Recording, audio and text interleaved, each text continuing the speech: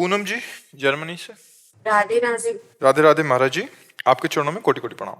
महाराज जी, कब और कैसे पता चलता है कि ये हमारा आखिरी जन्म है? पेट भर जाता है तो किसी से किसका प्रश्न है?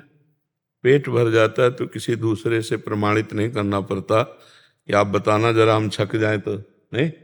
ऐसे ही जो भजन में डूबे रहते हैं, कोई वासना इच्छा नहीं रह जाती, किसी भी तरह के नवीन विषय भोगने की इच्छा नहीं, पूर्ण मन परमात्मा में एकाग्र हो गया, अब कोई चाह नहीं, तो जन्म मरण अपने आप मिट जाएगा।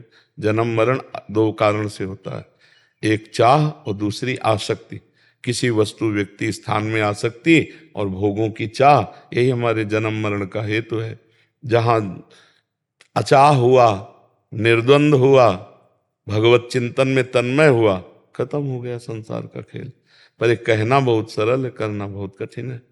निरंतर नाम जप करे और सब में भगवत भावना करे तो आसक्ति खत्म हो जाएगी, और भगवान जैसे हमें रखें वैसे हम संतुष्ट रहें तो हमारी चाहत मिट जाएगी। चाह मिट जाए और आसक्ति मिट जाए, बस खत्म हो गया। जन्म मरण इसी से खत्म हो। जब हृदय में कोई चाह न रह जाए, कोई भोग भोगने की इच्छा जागृत न हो, कोई मान प्रतिष्ठा पद आदि की चाह न हो, तो वही भगवान की प्राप्ति के योग्य हृदय हो जाता है। पर इसके लिए बहुत साधन करना पड़ता है, कोई ऐसा थोड़ी कि ऐसे हो जाएगा। हाँ, ब्रह्मचर्य से रहना, नाम जप करना, पवित्र आहार, पवित्र शास्त्रों का स्वाध्याय, सबके प्रति परोपकार की भावना, तब कहीं जाकर वृत्तियां आती हैं। इसीलिए लोग सत्य मार्ग से लुढ़क करके फिर पाखंड और दंभ में चले जाते हैं, क्योंकि ये चढ़ाई है, इसमें सब इंद्रियों को रोकना है। तो इंद्रियों को रोकना तो बहुत कठिन होता है। जो कामना हुई उसको दबा दो, सोई वीर हो जाओगे, महान वीर हो जाओगे। पर वो हमको दबा देती कामनाएं। ऐसा लगता है तभी शांति मिलेगी जब जो हमारे मन में इच्छा आई उसकी पूर्ति हो जाए। और भगवान कहते त्यागात् शांति निरंतरम, इच्छाओं के त्याग से शांति मिलेगी। हम समझते हैं कि हमारी इच्छाओं की पूर्ति हो जाए तो शांति मिलेगी। इसीलिए इच्छाएं ही हमें जन्म मरण देने वाली हैं। भोगाशक्ति, शरीराशक्ति, लोकाशक्ति, धनाशक्ति, ये सब आसक्तियां भरी हुई हैं। भगवान स्वयं कहते हैं कि इन सब की आसक्तियों को बटोर कर मेरे चरणों में लगा दो, मुझे प्राप्त हो गए। जननी जनक बंधु सुत दारा, तनु धन धाम सुहृद परिवारा, सबकी ममता ताग बटोरी, मम पद मन ही बांध बटोरी। समदर्शी इच्छा कछु नाही, हर्ष शोक भय नहीं मन माही, अस सज्जन मम उर्बस कैसे, लोभी हृदय बसो धन जैसे। हो गया भगवत प्राप्त। भगवान उसके हृदय में प्रकाशित हो जाते हैं, जो सब आसक्ति और ममता को भगवान के चरणों में। पर है बच्चा बहुत कठिन। कह देना, प्रवचन कर लेना सरल है और प्रवचन सुन लेना सरल है, लेकिन प्रवचन पे चल देना यही कठिन है। जो चला सो पहुंचा, जो चला नहीं तो केवल आप हमारी बात सुनकर दूसरों को सुना दोगे तो ये लगेगा कि आप बहुत धार्मिक हैं, आप बहुत ज्ञानी हैं, लेकिन आपको कुछ स्थिति नहीं होगी। तो प्रायः पढ़ कर के सुना देना या सुनकर सुना देना, इन दोनों बातों से स्थिति नहीं मिलती। पढ़ करके जो सुना है उस पे चल दो। श्रोता सोई परम सुजान, सुनत चित रति करे। सुनते ही उस बात पे चल दिए और खूब भजन, अच्छे आचरण, भगवान से प्रार्थना, तो भगवान हमें स्थिति दे देंगे। अचाह स्थिति, अब कोई चाह नहीं। जाहि न चाही कबहु कछु, तुम सन सहज सने, बसो निरंतर तासुर सो राउर निजगे। जिसे कोई चाह नहीं है तो उसका भगवान से सहज प्रेम हो जाता है, और जहाँ भगवान से सहज प्रेम हुआ तो भगवान उसके हृदय में आकर ऐसे बस जाते हैं जैसे कोई अपने घर में आके, निज गे हो, अपने घर में आकर के। तो बस अचाह और आसक्ति रहित होने के लिए शास्त्रों का स्वाध्याय, सत्संग और नाम जप। नाम जप नहीं करेगा तो फिर कुछ काम नहीं आएगा। नाम जप बहुत जरूरी, खूब नाम जप करो। वो स्थिति होती है अचाह अनासक्त, तो अपने आप अनुभव में आ जाता है मेरा आखिरी जन्म है। ऐसा थोड़ी होता है कि अनुभव नहीं होता, अपने को अनुभव हो जाता है, हमारा काम हो गया, हमारी जीवन मुक्त स्थिति आ गई, वो अपने आप अनुभव में आ जाता है जी। और जैसे किसी की परीक्षा भी ली गई ना कि जीवन मुक्त है कि नहीं, तो बस चाह वाली बात और आसक्ति वाली बात देखी गई। एक बार श्री भगवान परमहंस सुखदेव जी महाराज जब ब्रह्म तत्व का अनुभव हुआ, जो जन्म मरण का नाश करने वाला है, तो अपने पिता श्री कृष्ण द्वैपायन के पास गए और कहा, प्रभु जो मुझे स्थिति प्राप्त है, क्या यही स्थिति जीवन मुक्ति स्थिति है? तो उन्होंने कहा, ये बात जनक जी के पास जाओ, वो तुम्हें बताएंगे। तो श्री सुखदेव जी गए, कई बार एकांतिक में सुनाया है। तो द्वारपाल ने जाकर के बताया कि महाराज परमहंस शिरोमणि सुखदेव जी आए हैं। त्रिकालज्ञ जनक जी, तीनों काल का ज्ञान रखने वाले थे, भूत भविष्य वर्तमान। तो समझ गए कि भगवान व्यास देव जी ने जीवन मुक्त स्थिति के लिए भेजा है कि जीवन मुक्त स्थिति प्रमाणित कर दो। तो जनक जी ने कहा, 7 दिन तक कोई उत्तर मत देना। तो अब जैसे कोई खड़ा है, अगर 7 मिनट भी खड़ा है तो बार बार कहता ना कि यार नहीं मिलना तो आप हमसे बता तो दो, अब थोड़ा चिड़चिड़ाहट आ जाएगी कि नहीं आ जाएगी। लेकिन 7 दिन तक इंतजार करना और कोई उत्तर न मिलना, पर वैसे ही खड़े रहे, शांत शांत एकदम। जनक जी रोज पूछते, आज क्या है? बोले महाराज जैसे पहले दिन आए थे वैसी ही आज स्थिति है। 7 दिन तक कोई नहीं। आदमी नाराज ना हो जाए कि यार ना कोई उत्तर दे रहे हो ना कुछ हमें खड़े किए हो, आदमी ऐसे बड़बड़ाने लगे, कुछ नहीं, शांत। 7 दिन 7 रात। इसके बाद महलों में भेजा। और जो नवीन अवस्था की दासियां थी, सुखदेव जी 16 वर्ष की अवस्था, दिगंबर, भगवदानंद में पूर्ण, वस्त्र धारण नहीं करते थे। 9 युवतियां सेवा कर रही, रोज की रोज सूचना। जनक जी पूछते, उन महापुरुष के शरीर में, मुख में किसी भी तरह की कोई हरकत? तो उनका जैसे गेट में खड़े थे ना, वैसे युवतियों के बीच में भी वो खड़े। 7 दिन 7 रात्रि युवतियां सेवा में रही। देखा, ना आसक्ति और ना कोई चाह। जनक जी आए और आरती उतारी और कहा, आप जीवन मुक्त हैं, पूर्ण हैं। ये अचाह और अनासक्त ही जीवन मुक्ति है। अब ये कितना कठिन है, चाह रहित होना, आसक्ति रहित होना, पर भगवान का नाम सब कठिनताओं को मिटाने में समर्थ है। इसलिए खूब नाम जप करो, अच्छे आचरण करो। हर स्थिति मनुष्य को ही प्राप्त होनी है।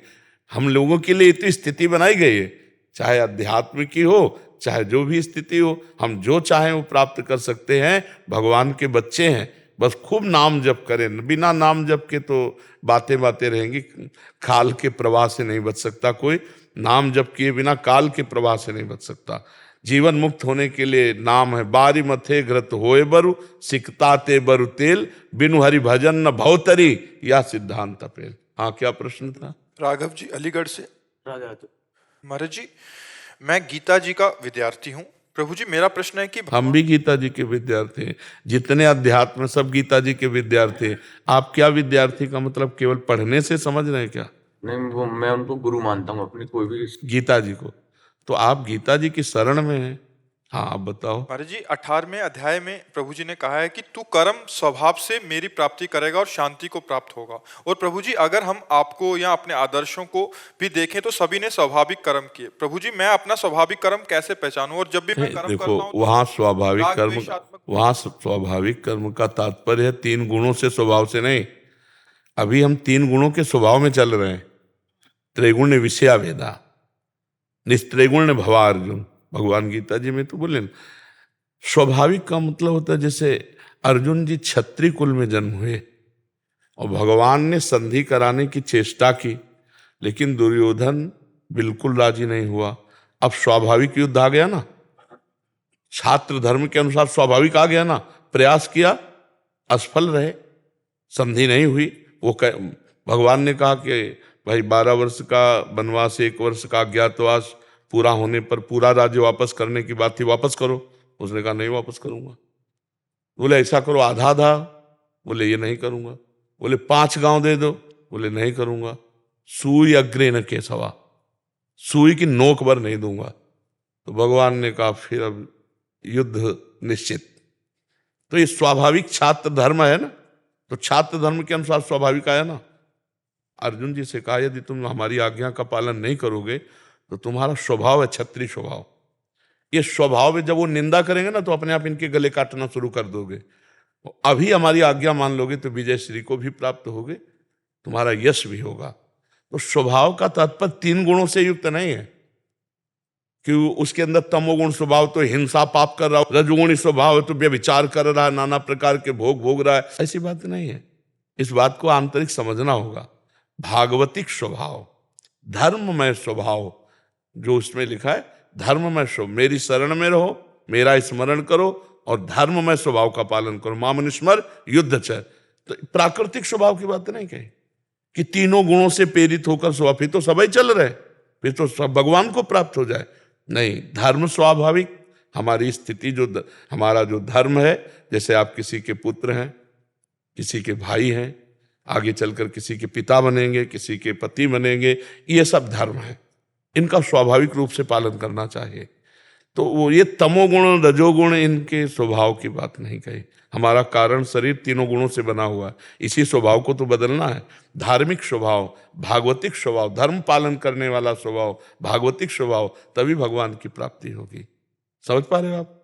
प्राकृतिक गुणों के स्वभाव से नहीं, नहीं तो सब प्राप्त ना हो जाए। सब चल तो अपने अपने स्वभाव से रहे ना, नहीं चल रहे। कालिया ने भगवान से यही प्रार्थना की थी कि मेरे से नाराज मत हो ना, मेरा स्वभाव रचा गया बहुत वर्षों के बाद बदला लेने तक का। अगर आज हमसे तुम छेड़खानी की तो बहुत वर्षों तक तुम्हारा इंतजार करेंगे, फिर बदला लेंगे। बोले प्रभु ये स्वभाव आपने ही रचा है हमारा। तो ये जो मायाकृत स्वभाव है, इसको बदलना होगा साधना के द्वारा। और धार्मिक स्वभाव, भागवतिक स्वभाव से भगवत प्राप्ति होगी, त्रिगुणात्मिका माया के स्वभाव से नहीं।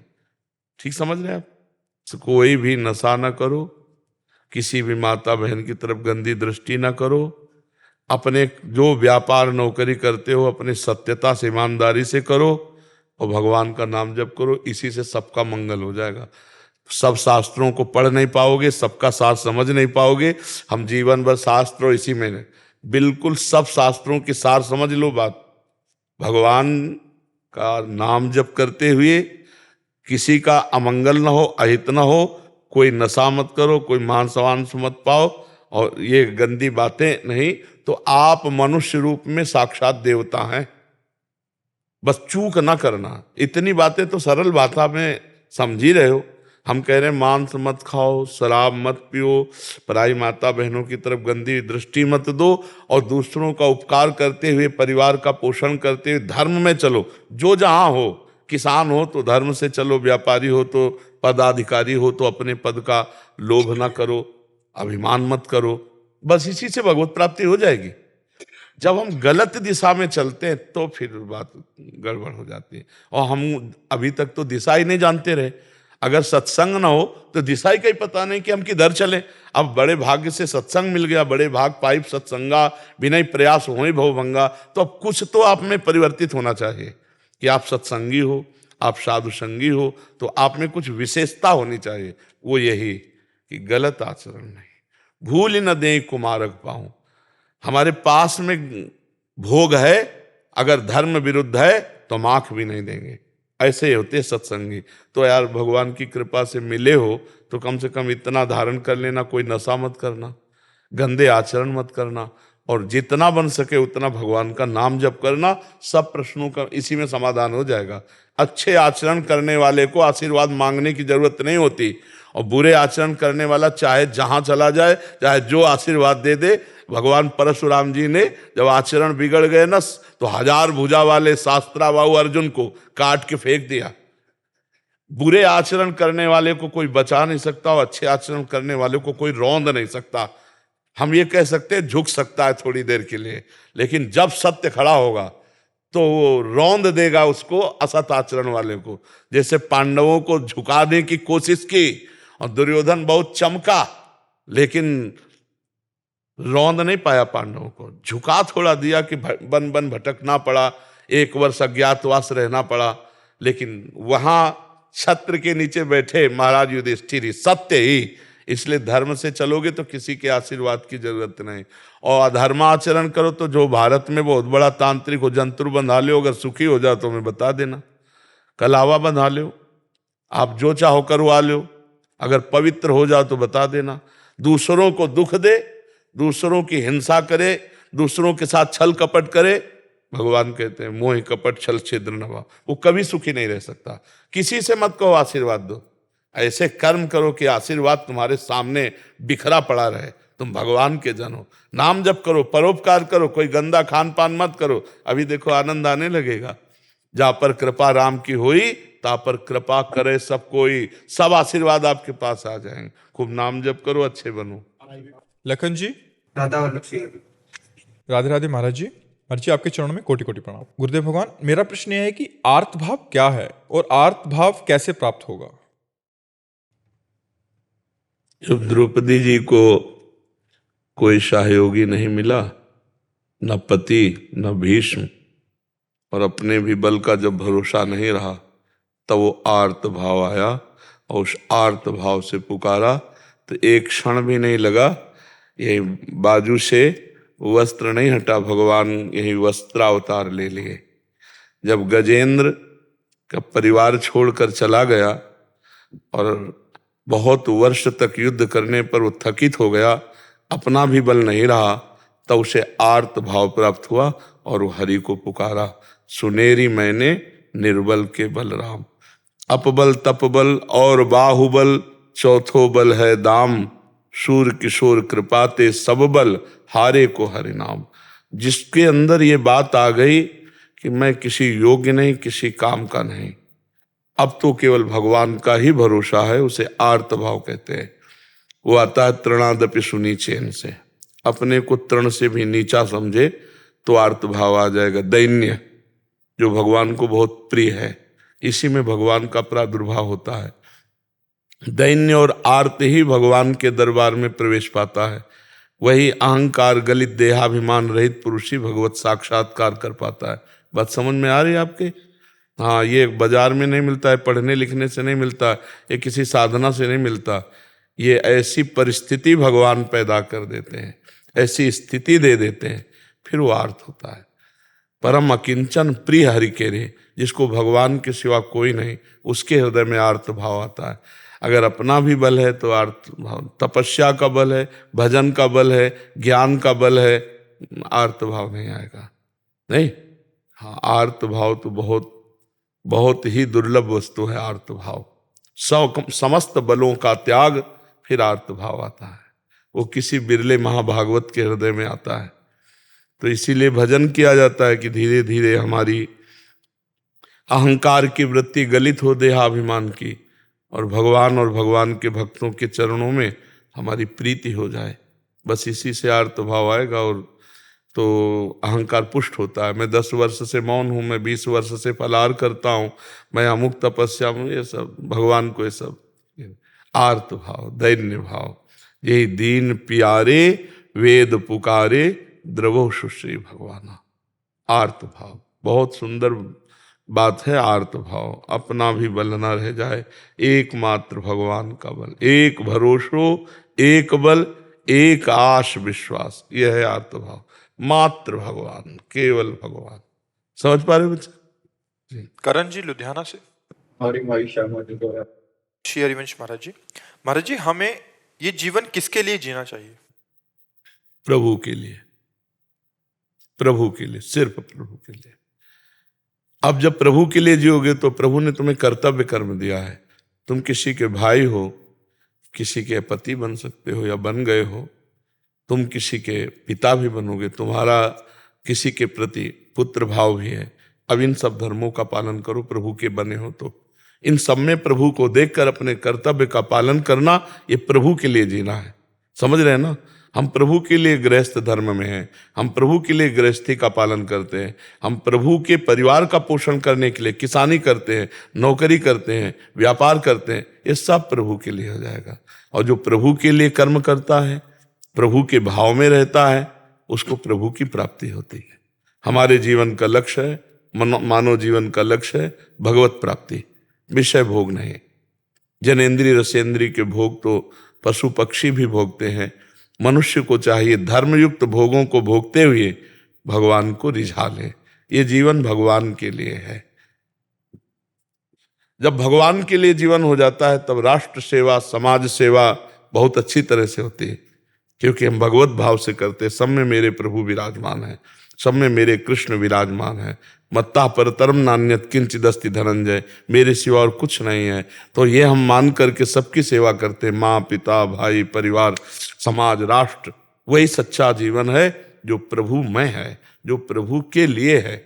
और प्रभु से विमुक्त तो फिर सब माया प्रपंच ही है नहीं। तो जीवन प्रभु के लिए है, अपना जीवन दूसरों के लिए है, दूसरे में भगवत भाव करके। ये बात जल्दी समझ में नहीं आती, अब बंधेगा, अब आवागमन का चक्र पुष्ट होगा। और जब मुक्त होना है तो तुदीयम वस्तु गोविंदम तुभ्यमेव समर्पय, ये तन मन प्राण बुद्धि हे गोविंद आपको समर्पित है। और जो मुझे अधिकार दिया है सेवा का, वो आपको ही समझकर मैं सेवा कर रहा हूं, मुक्त हो जाएगा। बंधन और मोक्ष क्या? विषयाकार मन बंधन, भगवदाकार मन मोक्ष, सीधी बात है। तो हमारे जीवन का परम लक्ष्य है, परम धर्म है अच्युत भगवान में प्रीति हो जाना, निरंतर भगवद स्मृति में तन्मय हो जाना, हर कर्म भगवान को समर्पित कर देना, हर व्यक्ति वस्तु स्थान में भगवत भावना करना। आप समझ पा रहे हो? आपको कोई संशय? किसका प्रश्न था? आपको कोई संशय? महाराज जी, कई बार धाम आने के लिए, दर्शन के लिए ना कई जगह झूठ बोलना पड़ता है, जैसे कि माता पिता से, संत भगवान। देखो, हमने एक बार भी नहीं कहा वृंदावन आओ। इसमें आपके उत्तर में बोला क्या? एक बार भी नहीं कहा। हमारी बात को समझ लो तो प्रश्न करने की जरूरत ही नहीं पड़ेगी। कहो सो कहा जहां प्रभु नाही। अगर कभी साल 6 महीने में एक बार छूट मिल जाए, दर्शन कर जाओ वृंदावन के। नहीं, अपने भाव में रहोगे ना, तो हम कह रहे हैं अमेरिका से वृंदावन देख सकते हो। बहुत मुश्किल है रहना, देह से भी दूर रहना बहुत मुश्किल है। हम कहते हैं अगर ऐसी स्थिति है तो वृंदावन झलकने लगेगा प्यारे। अगर ऐसी स्थिति की राह नहीं जाता ना, तो उद्धव जी ने यही समझा था कि गोपियां जो है भगवान से दूर हैं, भगवान के तत्व को नहीं जानती। जब नजदीक आए तो देखा विरह की ऐसी अवस्था जिसमें मिलन और वियोग दोनों एक साथ देख रहे। तब समझा हमारा ज्ञान इनकी स्थिति में प्रवेश नहीं कर पाएगा। तब चरण धूलि की वंदना की, वंदे नंद ब्रज स्त्री राम पादरेणु में भीक्षण सा। तो इसलिए बच्चा, हमें लगता है कर्तव्य से मुख मोड़कर भागना ठीक नहीं है, अपने कर्तव्य का पालन करते हुए चिंतन करना ठीक है। वृंदावन को चिंतवन यह दीप उर्वारी, कोटि जन्म के अघ तमय काटि करे उजियारी। करोड़ों जन्मों के पापों का नाश कर देता है जब वृंदावन का चिंतन। देखो, अपने पास एक कैमरा है, ध्यान से आप यहाँ आओ, ध्यान से यमुना जी जाओ, ध्यान से बिहारी जी, राधा रमण, राधा वल्लभ जी के दर्शन करो, और एक बार ध्यान से परिक्रमा करो। फिर रोज यही कर सकते हो, 5 मिनट में सब कर सकते हो। 5 मिनट में वृंदावन की परिक्रमा लगा सकते हो, और वो ऐसे ही पुण्य मिलेगा जैसे शरीर से लगाओगे। वृंदावन को चिंतवन यह है दीप और बार। और आजकल यंत्र चल गए, कथा सुनो, सत्संग सुनो, गंदी बातें मोबाइल से मत देखो। दूर रहते हुए भी तुम भगवत आनंद में मस्त रहोगे। ऐसा थोड़ी कि जो वृंदावन रहे वही भक्ति का आनंद लेगा, जो बाहर रहे वो भक्ति का आनंद नहीं लेगा। ऐसा नहीं बच्चा। कितने लोग वृंदावन रह सकते हैं? अपने भारतवासी करोड़ों की अरबों की संख्या में 1 अरब 40 करोड़ के लगभग होंगे। नहीं, कैसे रह पाएंगे? तो जो जहां है वहीं से भक्ति करेगा। कभी कभी आके वृंदावन दर्शन कर ले। आप विकल मत हो, अंदर की विकलता बढ़ाओ प्रभु के मिलन की। वहीं वृंदावन, जहां आप हो वहीं वृंदावन प्रकाशित हो जाएगा। वृंदावन कोई जड़ देश नहीं है, ये सब चिन्मय है, चिदानंदमय है। तो इसलिए हम लोग प्राकृतिक दिमाग से, हम कहते हैं जिनको समय मिले आओ वृंदावन, दर्शन करो, निरपराध व्यतीत करो 2 दिन 3 दिन। अपराध करो वृंदावन वास करके तो भक्ति बिल्कुल नहीं रहेगी। ये दिव्य धाम है, इसलिए महापुरुषों ने तो छांट छांट के वृंदावन भेजा, नहीं तो फिर रोक दिया है। जैसे महाप्रभु चैतन्य देव ना, नीलांचल से छांट छांट के छटे हुए महापुरुष सब दिव्य, चलो वृंदावन। आप स्वयं करुणा करके सबका उद्धार करते हुए जगत पावन, यहाँ उन्हीं को भेजा है जो एकदम चरम सीमा में समर्पित महापुरुष हुए। क्योंकि जैसे यहाँ का भजन जोरदार, ऐसे यहाँ का अपराध भी जोरदार। अगर यहाँ अपराध किया, मान लो जैसे लोग बाहर से आए, होटल ले लिए और वही विलासिता संसार की, बिल्कुल नरक जाने का रास्ता है। यहाँ 1 दिन आओ, मौन रहो, उपवास करो, वृंदावन परिक्रमा लगाओ, नाम जप करो, कीर्तन करो, थोड़ा कुछ फल जल आदि से काम चला लो। यहाँ कोई विलासिता मत करो। यहाँ गंदे आचरण मत करो। एक दिन आओगे तो वो भी जीवन में बहुत बड़ा काम करेगा आपके, नहीं। और आप यहाँ आकर के फिर दोष दर्शन करो, यहाँ के ऐसे वैसे निंदा, कुछ हाथ नहीं ले पाओगे। ये आध्यात्मिक संपत्ति को कमाना बड़ा कठिन, इसे कमा के बढ़ाना बड़ा कठिन, और बढ़ जाए तो पचाना बड़ा कठिन। बिना सत्संग के, गुरु कृपा के, ये बहुत कठिन है अध्यात्म पचाना। थोड़ा सा पुण्य हुआ, हल्ला मचा दिया, जाके हम वृंदावन गए थे, संत की सेवा की, ये किया, वो सब खत्म, अपच हो गया, उल्टी हो गई। बहुत अच्छी चीज खाई, उल्टी हो गई, तो स्वास्थ्य आपका बढ़िया थोड़ी बनेगा। उसे पचा लेते तो स्वास्थ्य बढ़िया बनता, तो अहंकार पचने नहीं देता। इसलिए जहां हो वहीं से नाम जप करो, सेवा करो, जब कभी अवसर मिले वृंदावन दर्शन कर जाओ।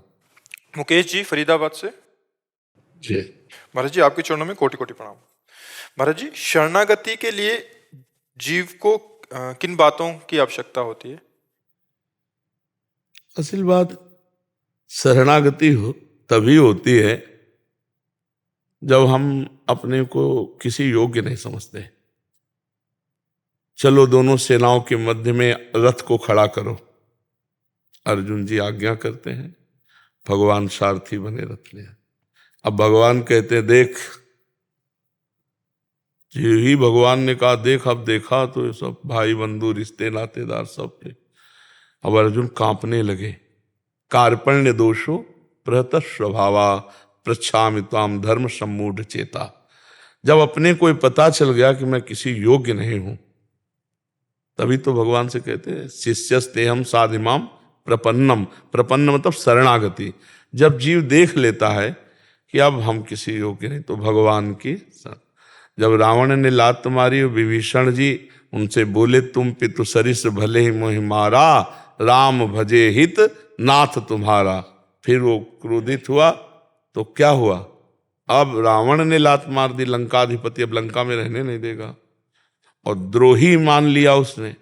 तब अब कोई सहयोगी नहीं, कोई सहारा नहीं, तो भगवान की शरणागति हो गई कि नहीं विभीषण जी की। सुग्रीव जी को बाली ने बहुत मारा, अब वो कोई सहयोगी सुग्रीव जी का नहीं था। जब हनुमान जी राम जी से मिला है तो पक्की शरणागति हो गई उनके हृदय में। अगर हमें किसी बल का सहारा है तो प्रपत्ति होना बहुत कठिन होता है, शरणागत होना बड़ा कठिन। वैसे भी देखो, कोई आदमी सरेंडर कब होता है? सरकार के सामने, जब ना एक गोली रह जाती है और जब पता है कि अब मारे गए, ऐसे हो जाता है ना। तो ऐसे शरणागति असलियत में भगवान करवाते हैं।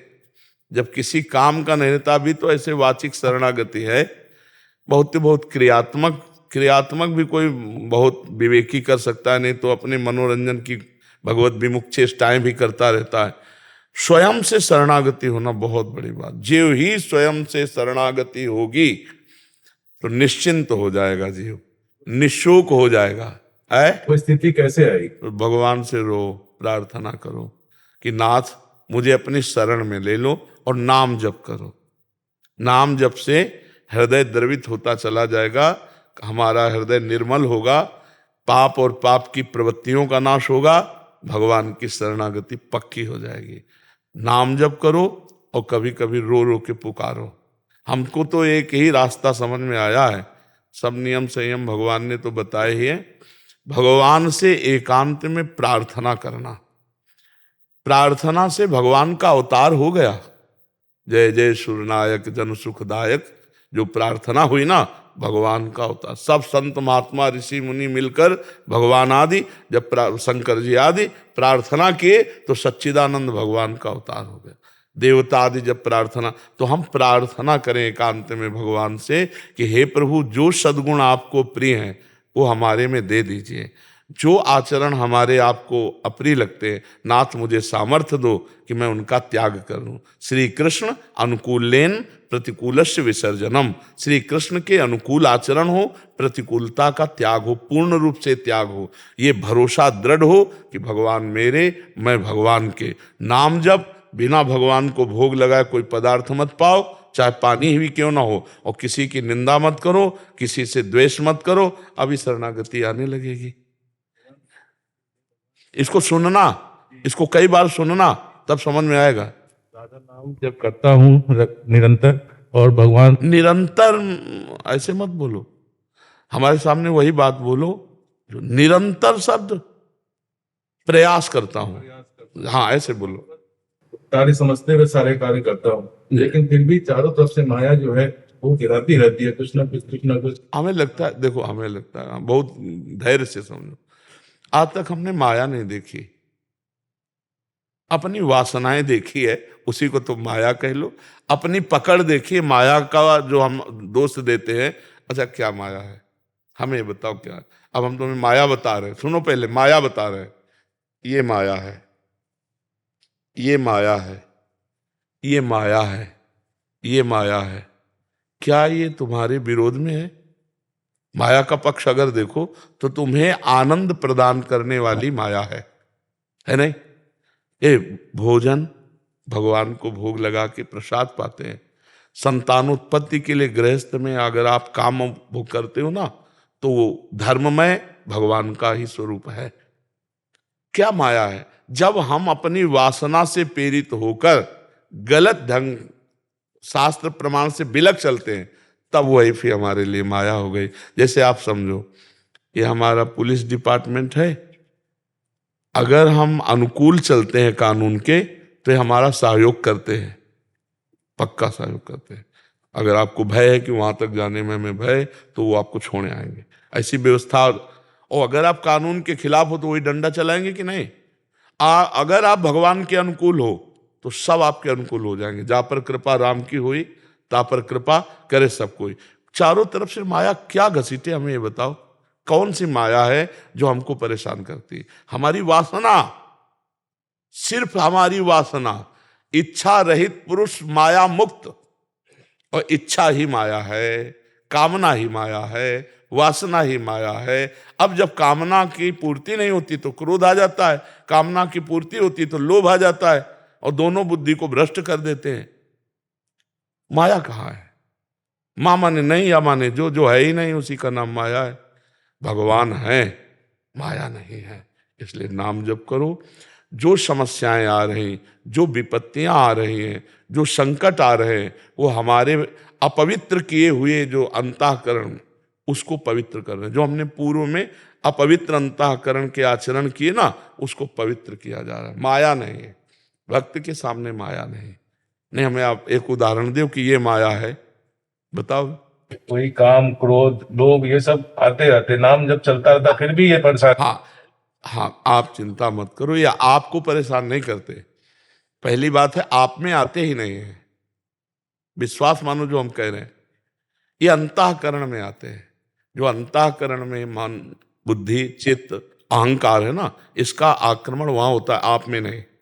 पहली बात तो समझ लो, आप निर्विकार भगवान के अंश हैं। भगवान कहते हैं ना ममैवांशो, तो भगवान का अंश कैसा है? गोस्वामी तुलसीदास जी कहते हैं, ईश्वर अंश जीव अविनाशी, चेतन अमल सहज सुख राशि। अमल माने निर्विकार, अपना स्वरूप निर्विकार है।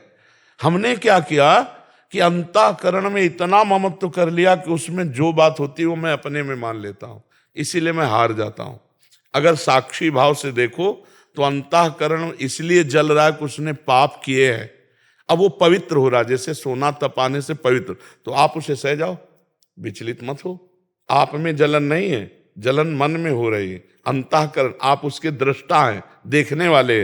नाम जप करते हुए सह जाओ तो सहत सहत बाढ़ भगति गृह तन गुरुहित गात, वो महान भक्तिवान बन जाएगा। और भगवान ने भी कहा, जो इन व्यथा इंद्री मन से प्रकट होती है ना, बड़ी जलन, उसको सह जाता है, वो अमर पद को प्राप्त होता है।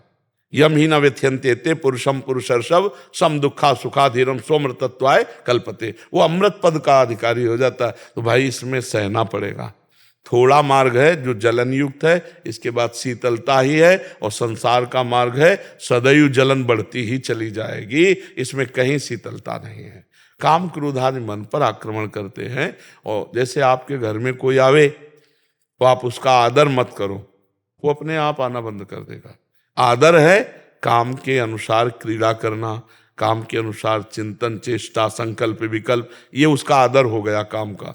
काम का अनादर कर दो, न कोई चेष्टा, न कोई चिंतन, राधा राधा राधा राधा। अब वो जलाएगा कि मेरी बात सुनो, ये दृश्य देखो, उसमें बड़ा सुख है, बस इस बात को तुम काट दो, पूरी जिंदगी हो जाती है इन्हीं भोगों को भोगते हुए। यदि सुख होता तो सब तृप्त हो जाते, बार बार वही तृष्णा, वही वासना, नहीं तेरी बात नहीं मानेंगे। ऐसे मन से लड़ा भी जाता है, कभी कभी मन को फुसला दिया जाता है। जैसे अनुकूल भोग मांग रहा है, हाँ ठीक है भाई बनवाओ, अगर समोसा चटनी बन जाए तो ठाकुर जी को पवाओ और पवा दो मन को। गलत बात में इससे लड़ा जाता है और इसके सही से, आज वृंदावन चलो, हाँ चलो, आज सत्संग सुनते हैं, हाँ सुनो। अच्छी बात में इसको सपोर्ट करो और गलत बात में इसके धिक्कार दो, इससे लड़ो, थोड़े दिन में धीरे धीरे आपके अनुकूल होता जाएगा। जैसे देखो, जो मन आपको कष्ट देता है, भजन में नहीं लगता, आज अगर हम तुम्हें अपनी कसम खवाएं कि अभी से लेके शाम तक एक बार भी राधा नहीं निकलना चाहिए, तो क्या आप रह सकते हो ऐसे? तो इसका मतलब मन ने भजन पकड़ा ना, आप समझो, मन ने भजन पकड़ा ना, कुछ तो पकड़ा ना। पूरा जिस दिन पकड़ लेगा उस दिन इसी जगह आप आकर के कहोगे कि बहुत आनंद है, अब हमें कुछ नहीं चाहिए, हमें बहुत सुख मिल रहा है। बस आप समझ लो हमारी बात को, मन ने पकड़ लिया है, पूरा पकड़ाना है, पूरा राधा नाम मन में भर देना है। इसलिए जहां वो गंदी बातें निकले, वो आती नहीं है, उस समय आप उसको सपोर्ट मत देना, वो खत्म, वो डिलीट हो रहे। जो आप नाम जप कर रहे हो, हरि नाम, जो भी नाम जप करे, तो नाम जप क्या करता है, मन को निर्मल करता है। तो मन में छुपी हुई जो वासनाएं ना, जब ऐसे देखो नहीं आएंगी, और जहां एकाग्र होकर नाम जब शुरू किया तो निकलना शुरू हो जाएंगे, वो डिलीट हो रहे, वो नष्ट हो रहे। अनंत जन्मों की चिप है मन, अगर इसी जन्म में डिलीट हो जाए तो बहुत बड़ी बात है। अनंत जन्मों की उसमें चिप है, और एक डिलीटर है वो जो जल्दी सबकी समझ में नहीं आता है। मैं शरीर नहीं हूं, मैं स्थूल सूक्ष्म कारण नहीं हूं, जड़ से उड़ा दे, सारी वासनाओं को उड़ा दे। ब्रह्मविद ब्रह्म ही भवति, जानत तुम्हें तुम्हें हो जाए, तस्वित तज्जने भेदा भावात, भगवान और भक्त में अभेद स्थिति। अब ये ज्ञान थोड़ा कठिन ज्ञान है, इसीलिए चलो क्रम से डिलीट होता जाएगा, नहीं एक साथ डिलीट हो जाए, एक साथ डिलीट हो जाए। यदि ब्रह्मचारी हो, विवेकी हो, वैराग्यवान हो और स्वरूप बोध की तरफ थोड़ी प्रियता हो, जहां गुरुजनों से स्वरूप बोध की हो तो वृत्ति ही नहीं उदय होती, वृत्ति का लय हो जाता है। अरे परमार्थ ऐसी थोड़ा महासुख का है, पर खजाने को राजा लोग जहां रखते थे वहां भूल भुलैया का मार्ग भी बना देते थे कि जल्दी कोई बाहरी इस रास्ते में आके भी खजाने तक न पहुंचने पावे, वो निजी जन जानते थे। ऐसे ही भगवान के संत जन निजी जन है, और भगवान का जो परमानंद रूपी खजाना, उसका मार्ग उनको पता है। नहीं तो उसी मार्ग में इतनी भूल भुलैया है कि चलोगे परमानंद की तरफ फंस जाओगे कंचन कामिनी कीर्ति में, ऐसी घाटियां हैं। तो भगवान का आश्रय लो, सत्संग सुनते रहो, नाम जप करो, और जो अंदर में जलन होती है उसे सहते रहो। ठीक है, राधे राधे महाराज जी। महाराज जी, आप कह रहे हैं बच्चे की, ये कह रहे हैं कि इनको ना हर समय चैतन्य महाप्रभु का ही स्मरण आता रहता है, नाम जब तो कम होता है, बट आंसू नहीं निकलते, रोंगटे खड़े नहीं होते, बट हर समय उन्हीं की चिंतन होता है। मैं कहीं भी जाऊं आंखें बंद हो जाती हैं और सब मुझे पागल कहते हैं। नहीं पागल नहीं, बहुत उनसे बहुत कृपा है। उनसे कौन सा संबंध स्थापित करूं चैतन्य महाप्रभु से? मेरे देखो वो सबके गुरु हैं, और गुरु जैसे हम भगवान को बोलते तुम्हें वो माता च पिता, तुम्हें वो बंधुश्च सखा तुम्हें हो, ऐसे गुरु के लिए भी है, तुम्हें वो माता च पिता तुम्हें हो, तुम्हें वो बंधुश्च सखा च तुम्हें हो, तुम्हें विद्या द्रवणंग तुम्हें हो, तुम्हें वो शर्मम देव। अच्छा, नाम जप की बात रही तो चैतन्य महाप्रभु के लिए लिखा है श्री ध्रुवदास जी ने कि पावत ही तिनको दरस उपजय भजनानंद, बिन ही श्रम छुट जाए सब जे माया के फंद, गौड़ देश सब उद्धर्यो प्रगट कृष्ण चैतन्य, तैसे नित्यानंद हो रस में भय अनन्य। महाप्रभु चैतन्य देव का अगर स्मरण आ रहा है तो भजन ही नहीं परम भजन हो रहा है, तुम इसकी चिंता मत करो, ठीक है। हाँ, और ये बात किसी से कहो मत कि हमारे अंदर ये बात चलती है। अच्छा, लोग पागल कब कहेंगे? जब तुम अपनी बात बताओगी। महाराज जी मैं बताती नहीं तो सब सर्वज्ञ थोड़ी कि तुम जान जाओगी चैतन्य महाप्रभु चित्तल। नहीं, ये कि महाराज जी चित्र ज्यादा घूमता है हर नाम समय से। चित्र घूमता है और जब ये उतरती है लीलाओं जैसे को- आँख बंद कर लेती है। नहीं, आप हमें बताओ ये परेशानी है क्या? हम ये कह रहे परेशानी है क्या?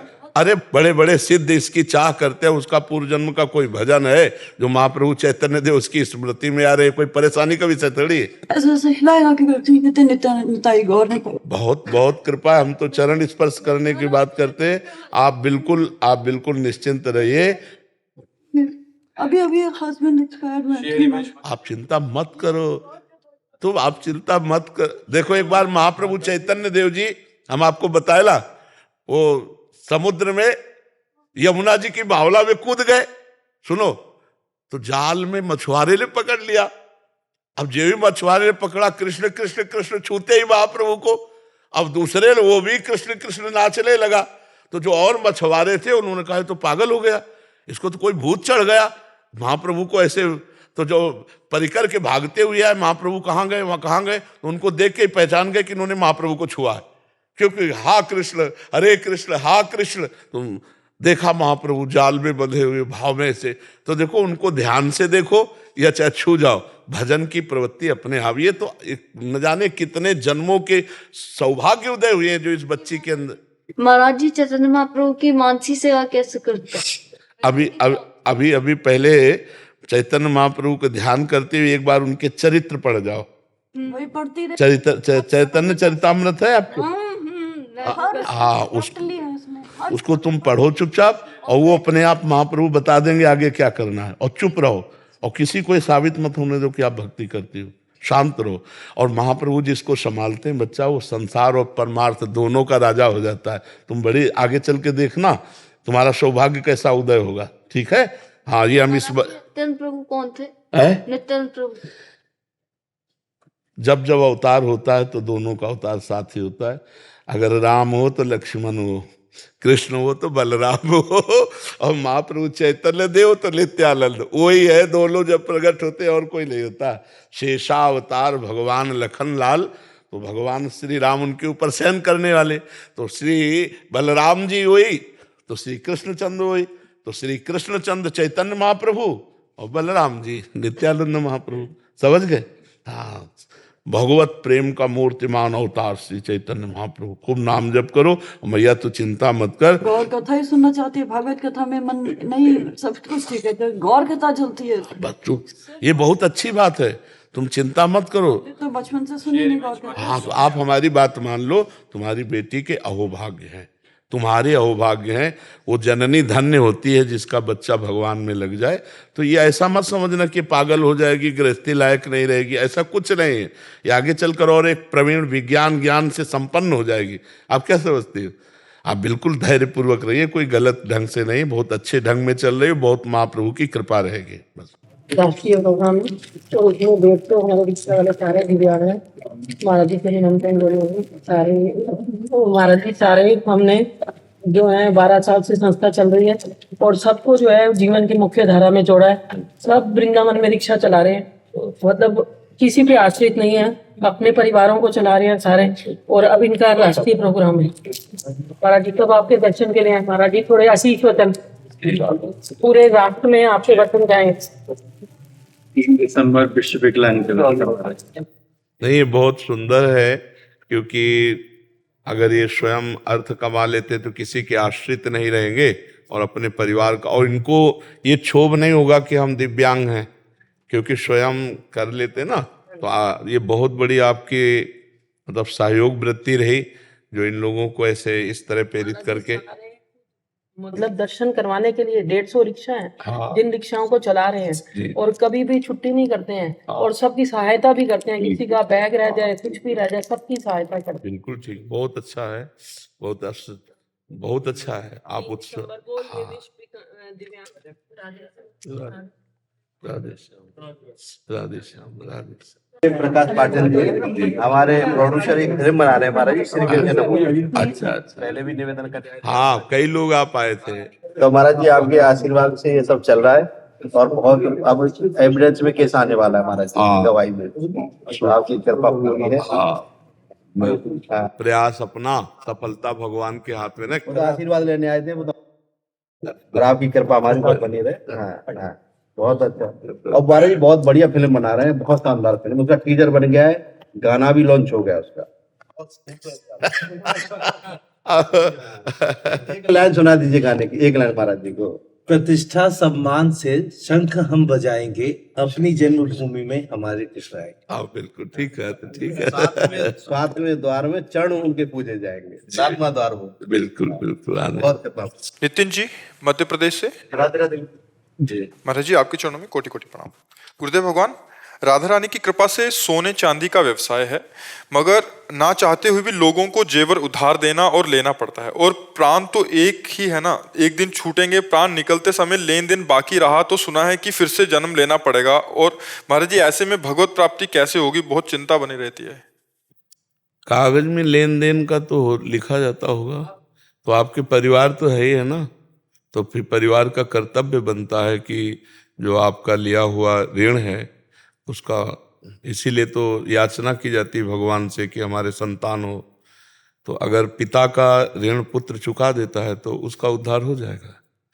और प्रायः ऐसा चलता है संसार में कि आज जरूरत है तो बैंक से ले लिया या किसी से ले लिया, कल कमा कर फिर दिया। वैसे सब लोगों के पास नगद नगद वाला ही तो है नहीं, तो इसलिए संतान इसीलिए होती है कि वो अपने पिता के लिए हुए ऋण को चुकाए।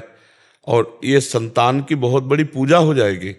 अपने कर्तव्य का पालन कर रहा है ना, और पिता ने अपने का, हाँ अपने स्वार्थ और व्यभिचार और व्यसन के लिए खर्चा किया हुआ वो तो नरक ही ले जाएगा। धर्म के लिए जैसे व्यापार में है, आदि में है, आपने किसी को उधार दिया या किसी से उधार लिया, और फिर ऐसा होता है व्यापारियों में, ऐसा चलता है।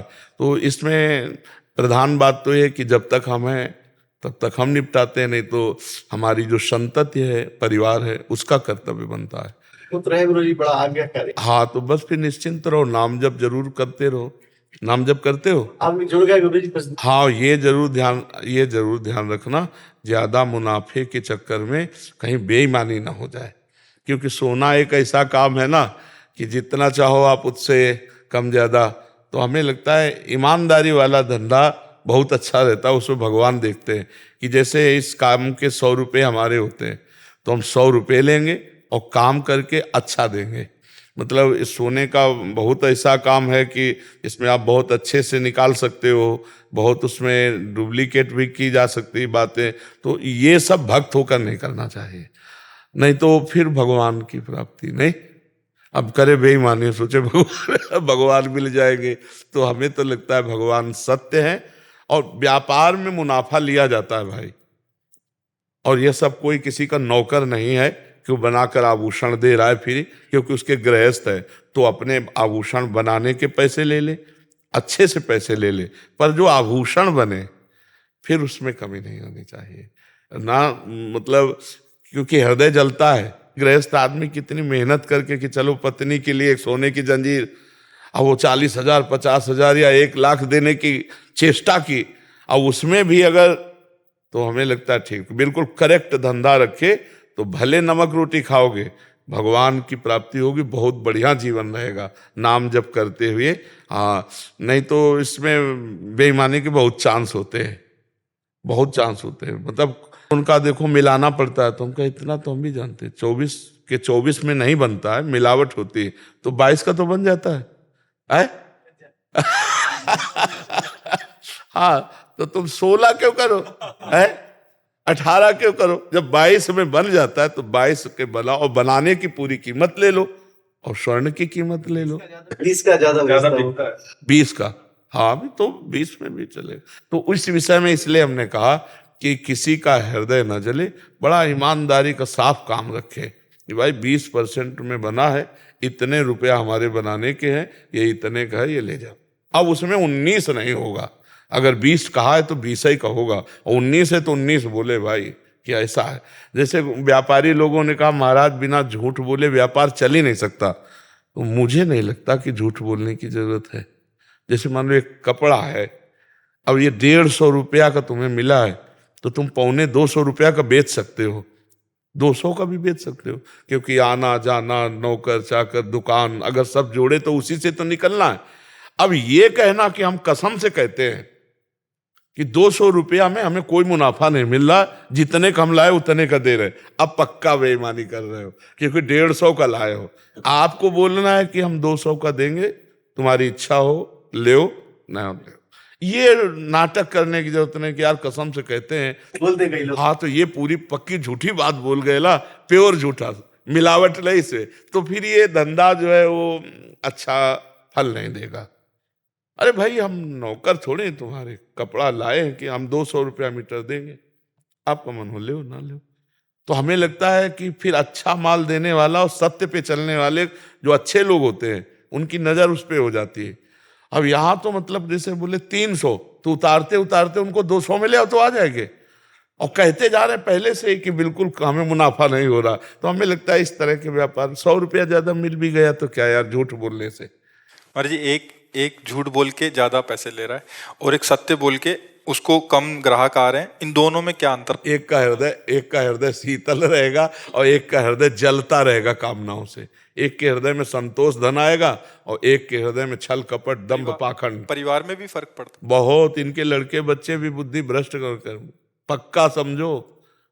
बेईमानी से तुम बिल्डिंग बना लो, बेईमानी से बैंक बैलेंस जमा कर लो, और गाड़ी ले आओ, और लड़का बच्चा, तो वही लड़का बच्चा तुम्हारे आगे तुम्हारी जिंदगी में बड़े दुख का कारण बनेंगे। अगर धर्म से चलेंगे तो हमारे बच्चे चाहे लेबरी करके जिए पर सूट तो नहीं करेंगे अपने को, पक्का समझ लो। अधर्म बन जाए तो तुम्हारे हाथ से ही तुमको गोली मरवा देगा, तुम्हारे हाथ से ही तुमको जहर खवा देगा, तुम्हारे हाथ से ही तुमको मरवा देगा, टंगवा देगा। बुद्धि तो केवल खराब होनी है। तो इसलिए धर्म से चलो, नमक रोटी खाओ, भगवान का भजन करो, जिससे हृदय शीतल होता है। ये सब कुछ नहीं हृदय शीतल, सब जलते रहते हैं। ये जो पापाचरण करते हैं ना, ये जलते रहते हैं रात दिन। अब शीतलता जानते ही नहीं है। अपने लोग माया मल का उपभोग करके सुखी होना चाहते हैं। निर्मल सच्चिदानंद भगवदानंद से विमुख अगर इतना भगवदानंद मिल जाए तो ब्रह्मादिक के भोग सब विषम लागत ताई, नारायण ब्रज चंद की लगन लगी ही जाए। हम हर बैच में एक प्रार्थना करते हैं, कोई नशा मत करो, मांस आदि मत खाओ, दूसरे के जीवों को भी कष्ट होता है। वो कोई गाजर मूली नहीं है कि जैसे तुम बकरा और इन सब जीवों को, वो जीना चाहते हैं। आप देखो मछली को देखो, पानी से ऐसे कर, वो जीना चाहती है कि मुझे पानी में डाल दो। जीव है ना मछली, पूरा जीव। जैसे भगवान ने मत्स्य अवतार भी लिया है, मछली का अवतार भगवान ने लिया, मत्स्य अवतार। तो अगर किसी भी जीव की हत्या करते हो, मांस खाते, मान लो आप हत्या नहीं करते, मांस खाते, तो हत्या में सहयोग है ना, 3 को बराबर दंड मिलता है, कर्ता, प्रेरक, अनुमोदन। 3 को, चाहे पुण्य का हो चाहे पाप का हो। आपको पूरा बकरे के मारने का पाप लगेगा। जब आप कहते हो हम तो खरीद के ले आते खाते, हम कोई मारते थोड़ी, लेकिन आप खाने वाले हैं, और 3 को बराबर दंड मिलता है। महाराज जी, हम मांस नहीं खाते, पर हमारे कोई मित्र हो, हम उनको अगर सलाह देते हैं कि नहीं खाना चाहिए, महाराज जी ने हमको समझाया, इनमें भी दया धर्म कीजिए, तो वो कहते हैं कि अगर हम इनको छोड़ देंगे तो सृष्टि में जो है जीव जंतु ही भर जाएंगे, इंसान का नहीं, ऐसा भक्षण नहीं। उनको सृष्टि विनाश करने का मालिक नहीं बनाया, सृष्टि का लय करने वाले भगवान शंकर है। हमारे पास डिपार्टमेंट है, वो डिपार्टमेंट में नहीं। कहते हैं कि आप शाकाहारी लोगों के लिए सब्जी इसीलिए है कि हम मांसाहारी लोग हैं, तो तुम चल रहे हो जैसे सत्य और झूठ, अंधेरा और उजाला, ऐसे ही। तो बढ़िया है, तर्क उनका बढ़िया है। तो उनके लिए नरक भी बना है, उनके लिए विपत्ति भी बनी है। और फिर गाड़ी में जलेंगे, पहले आग लगेगी और गेट खुलने वाले जो लॉकर वो पहले नष्ट होगा, क्योंकि कोई खोल ना सके। और फिर चिल्लाते हाँ, तो हाँ वही है, वो जो मेव मेव कर रहे थे ना, काटा था, जलाया था, ऐसे उल्टा पैर बांध दिए, नीचे आग लगाए हैं। अब भगवान तुम्हें एसी कार में आग लगा करके पधराएंगे, तो ये भी दंड है। तैयार रहो इसके लिए, पक्का तैयार रहो। अगर आप पापाचरण करते हैं तो इसी जन्म में तुमको पता चल जाएगा कि तुम्हारा परिणाम क्या होगा। ऐसा आज तक कोई पापी नहीं देखा कि ऐसे करके गया हो मृत्यु लेख से। रावण जैसे धूल धूसरित हो गए, कंस जैसे, शिशुपाल जैसे काट के फेंक दिए गए, कोई ऐसा नहीं है। ये जो कह रहे हैं ना, बढ़िया 2 प्रकार की खेती होती है, एक दुख की एक सुख की। आप वो दुख की खेती हो, जब काटने को आएगा तब कहते हे भगवान 7 लोग इस गाड़ी में जल गए। ये वही जले हैं जो जला जला के खाए थे ना, अब भगवान ने भूंजा उनको, काल भगवान ने। ऐसी गाड़ी में बैठे हैं, फिल्मी गाना चल रहे हैं, गाड़ी रफ्तार से है, आग लग गई, अब कोई आवाज सुन करके भी खोल नहीं सकता, गेट लॉक है क्योंकि वो तार जल गए, अब जल गए पूरे। एक्सीडेंट हुआ ना, घुसा ऐसे सरिया से, अब तड़प रहे हैं, घंटों में तो निकाले गए, अस्पताल गए। ये क्या है? वो जीवों को तड़पाया है। जो मांडव्य ऋषि भगवान की ऐसे तपस्या कर रहे थे। तितली छोटी बच्चे में जैसे होता ना खिलवाड़, तो 8 वर्ष के थे तो तितली की गुदा में बम्बूल का कांटा डाल के छोड़ दिया था। तो ऐसे तपस्या कर रहे थे। एक राजा के यहाँ से चोरी करके, डकैती करके चोर लोग भागे और इन्हीं के आश्रम में घुस गए। अब इनको तो ध्यान नहीं था, ऐसे तपस्या कर रहे थे। राज कर्मचारी आए, बोले बाबा जी का नाटक करता है और चोरी करवाता है, उनको भी बांध ले गए। राजा ने कहा सब इन चोरों को सूली की सजा दे। उस समय सूली की सजा का मतलब भाले जैसा एक खड़ा है, इधर उधर खंबे, और उस खंबे से चढ़ के उसके गुदा द्वार में ऐसे छोड़ दिया जाता है। और वो इतना गया, वो तड़प तड़प के बहुत बुरी तरह की मौत, क्योंकि उससे तुरंत मौत थोड़ी होती। अब सूली की सजा दी गई तो सब जो अपराधी थे वो तो मर गए। मांडव्य ऋषि पद्मासन लगा के बैठ गए। इसके बाद जब दूसरे अपराधियों को दंड देने के लिए, टांगने के लिए आने की बात हुई, तो वहां कहा कि सब तो मर गए लेकिन एक महात्मा है पद्मासन लगाए बैठा है। तो राजा आए, हाथ जोड़े, महाराज मुझे नहीं, बोले हम तुम्हें दंड नहीं देंगे, हम सीधे यमराज को दंड देंगे, क्योंकि वो न्यायाधीश है ना, हमारी सूली निकला दो। लाख प्रयास किया गया, सूली नहीं निकली, काट दी गई। महाभारत में भगवान व्यास देव जी, अणिमांडव्य ऋषि नाम पड़ा उनका। वो सीधे गए धर्मराज के पास। धर्मराज से कहा महाराज ये कोई न्याय है? मुझे याद नहीं कि मैंने कोई पाप किया इस जन्म में, वो हमारी गुदा में सूली डालकर काट दी गई। उनका नाराज मत होना, आपका ही कर्म है इसी जन्म का। 8 वर्ष की अवस्था में तितली की गुदा में कांटा डाल के बम्बूल का छोड़ दिया तो तुम्हारी गुदा में सूली कटवानी पड़ी। तो उन्होंने कहा ये तो गलत है, 8 वर्ष के बच्चे को क्या ज्ञान। तो मैं नियम रखता हूं कि 14 वर्ष तक के बच्चे का अपराध नहीं माना जाएगा भागवतिक कानून में। और मैं तुम्हें साफ देता हूं कि तुमने गलत न्याय किया, इसलिए मनुष्य योनि 100 वर्ष तक की प्राप्त करो। तो सीधे धर्मराज विदुर जी के रूप में आए थे, वही धर्मराज है। तो सोचो इतने बड़े महात्मा के द्वारा की गई गलती माफ नहीं हुई, है ना। तो ये जो बकरा बकरी मुर्गा मुर्गी, ये तुम सृष्टि के विनाश का हेतु तो भगवान शंकर को है, पालन कहे तो हरि को है, और रचने कहे तो ब्रह्मा को है। अपने आचरण से चलो यार, नहीं तो नरक बना हुआ है, ऐसी ऐसी समस्याएं बनी हुई हैं कि सब दुख भोगने को मिल जाते हैं, सब दुख भोगने को मिल जाते हैं, कीड़ा पड़ते हैं फिर शरीर में। ऐसा पशु बना दिया जाएगा जहां मनुष्य ना पहुंचने पावे, और कीड़ा पड़ गए, सड़ रहा है, कितने दिनों में तड़प के मारा, ये नरक है सब। इसलिए ऐसे लोगों की बातों पर ध्यान न दो जो ये कहते हैं कि हम संहार के लिए बने हैं। ऐसा नहीं, डिपार्टमेंट नहीं बनाया गया संहार का, हाँ वो भगवान शंकर के पास है। आप अच्छे आचरणों से चलो, और जो ऐसी बातें करते हैं उनको अनसुनी कर दो। ये सब पागल लोग हैं, माया के वशीभूत होकर ये बोल रहे हैं। भला अपने चुटकी काट के देखो है, और दूसरे के शरीर को आप देखो, चींटी को पीछे अंगुली लगाओ ऐसे देखो, भागती है ना, वो बचना चाहती है। सबको अपने प्राण पे है यार, ऐसा नहीं कर, मतलब बुद्धि भ्रष्ट है तो कुछ भी कर लो, बुद्धि भ्रष्ट है तो फिर क्या है। नहीं, पवित्र बुद्धि ऐसा कभी निर्णय नहीं करेगी कि किसी जीव को कष्ट दिया जाए, नहीं ऐसा। और सब जीव ऐसा थोड़ी बढ़ोतरी हो जाती है, अरे भगवान समेटते जाते हैं सबको। जब विनाश की उनकी लीला होती है, देखो कोरोना चला था ना, पूरे विश्व में लाखों हमारे 2 लाख हुआ। यह है विलास का कार्यक्रम। भूकंप आया, प्रदेश का प्रदेश साफ, जल प्रवाह समुद्र से ज्वार भाटा आया, पूरा साफ कर दे। ये भागवतिक है, तुम चिंता मत करो। सफाई विभाग बहुत जोर का है, तुम्हें करना नहीं पड़ेगा। तुम्हारी भी सफाई हो जाएगी, चिंता लेकर। बहुत बड़ा विनाशकारी भगवान के बहुत लीलाएं हैं। देखो अब जरा सी बात छिड़ गई तो आजकल गोलियों वाला तो है नहीं, मिसाइल वाला है, पूरा नगर का नगर विध्वंस हो जाता है, नहीं हो जाता है? ऐसे ऐसे अस्त्र हैं कि पूरे देश के देश को उड़ा दे। तो भैया विनाश विभाग है, जब विनाश विभाग चलेगा तो अपने आप विनाश करता चला जाए। आप धर्म से चलो, आप जीवों पर दया करो, आप अच्छे पदार्थ पाओ। किसी का मांस, या कैसे गंदे लोग हैं जो दूसरे का मांस खाने में अपने को मतलब सुख समझते हैं। बात सुन के उल्टी हो जाए यार, किसी के अंग खाने, मांस खाना, पर वो बुद्धि भ्रष्ट है तो उनको अच्छा लगता है। तो आप लोग सत्संगी, आप लोग ना पाइए, अच्छे मार्ग में चलिए, किसी माता बहन की तरफ गंदी दृष्टि मत रखिए। जो गृहस्थी में आपको पाणी ग्रहण हुआ है उसी से धर्म से चलोगे ना तो इस जन्म में सुखी रहोगे, आगे भी सुखी रहोगे। राधा राधा राधा राधा राधा राधा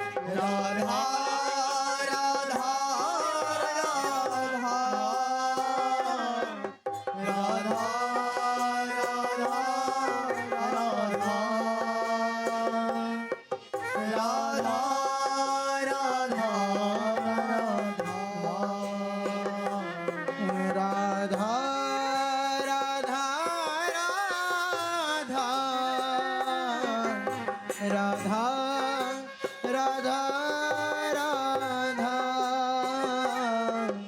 राधा राधा राधा राधा